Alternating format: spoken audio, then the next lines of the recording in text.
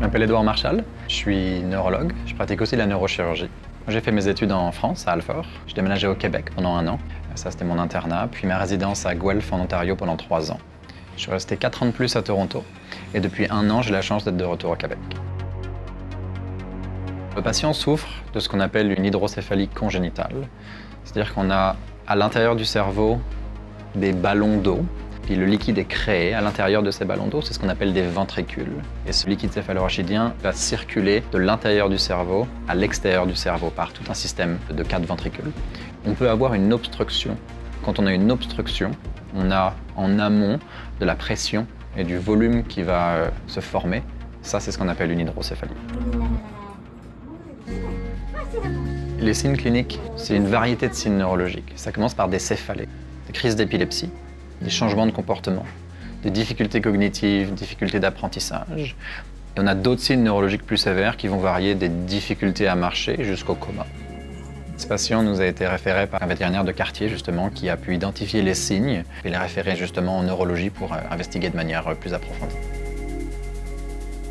Donc un shunt ventriculo-péritonéal, ça signifie de shunter le liquide des ventricules, donc du cerveau directement, dans le péritoine, donc dans l'abdomen. Et ça se fait avec un implant qui va permettre de faire passer le liquide à l'extérieur du système.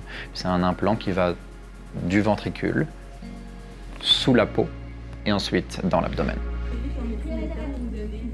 L'opération du VP shunt ou shunt ventriculo-péritonéal, on commence par placer le patient pour avoir un très bon accès à la tête. Mais on a aussi besoin d'avoir un accès à l'abdomen, c'est-à-dire qu'on a un placement qui est très spécifique et on utilise des coussins qui vont prendre la forme du patient justement pour que ce soit le plus accessible et le plus facile pour nous.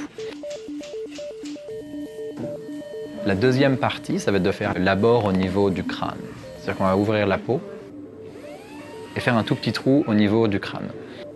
C'est à ce moment-là qu'on va insérer la première partie de l'implant qu'on appelle le cathéter ventriculaire. Et c'est lui qui va rentrer directement dans le ventricule. C'est comme un tube avec beaucoup de petits trous dedans pour maximiser en fait la pénétration du liquide céphalorachidien dans l'implant. La deuxième partie, c'est de le fixer. Ça, c'est une partie qui est assez technique parce qu'on doit réussir à fixer l'implant justement sur le crâne sans laisser de fuite.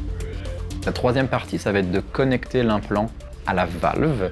La valve, c'est une valve de pression qui va permettre à une certaine quantité de liquide céphalorachidien de passer à travers dès que la pression est trop élevée. Donc ça va être une régulation permanente et continue et en temps réel avec une limite qui va passer dans le système. Et la suite du système, c'est ce qu'on appelle le cathéter péritonéal. Donc ça, c'est un long tube sans trou qu'on va tunneliser sous la peau. Donc en fait, on va pouvoir rentrer à partir de l'incision du crâne, passer le cathéter sous la peau pour limiter la longueur de l'incision.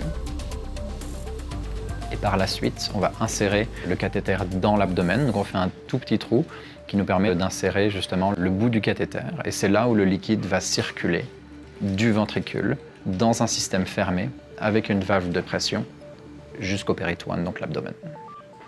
Les risques associés à l'intervention sont principalement au niveau de la pénétration du cathéter dans le cerveau. Et donc c'est le moment où on peut avoir soit du dommage, soit des saignements, soit des fuites qui vont créer une perte de liquide céphalorachidien trop importante. Donc ça, c'est un peu les risques de la chirurgie. Puis c'est justement là où le docteur Terreros s'est joint à moi pour me permettre de bien placer le cathéter et on a fait ça ensemble justement pour limiter les risques associés à cette chirurgie. C'est Alex Terreros, je suis chirurgien vétérinaire spécialiste. J'ai fait mes études à Saint-Hyacinthe, j'ai fait ma résidence aux États-Unis et je pratique depuis maintenant 4 ans au centre DMVET Saint-Hubert. Donc, ensemble avec le Dr Marchal, on a été en collaboration dans le fond. Dr Marchal implantait le shunt à l'intérieur du crâne. Moi, spécifiquement, j'ai plus été impliqué dans la tunnelisation du shunt vers l'abdomen puis l'implantation du shunt à l'intérieur de l'abdomen, dans la cavité abdominale, qui est un endroit où je travaille plus fréquemment que le Dr Marchal. Cette opération, c'est aussi une opération qu'on a pris de la médecine humaine. C'est les mêmes équipements, les mêmes valves, la même procédure.